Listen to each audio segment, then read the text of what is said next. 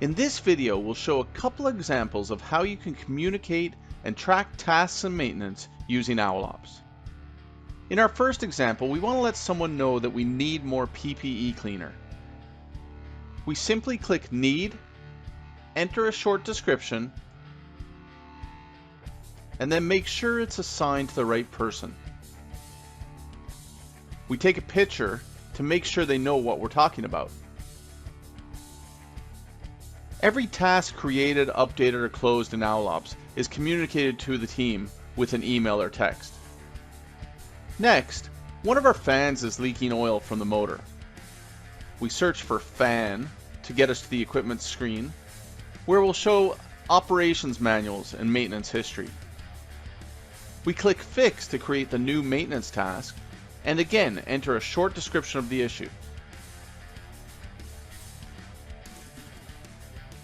We take a couple pictures with our smartphone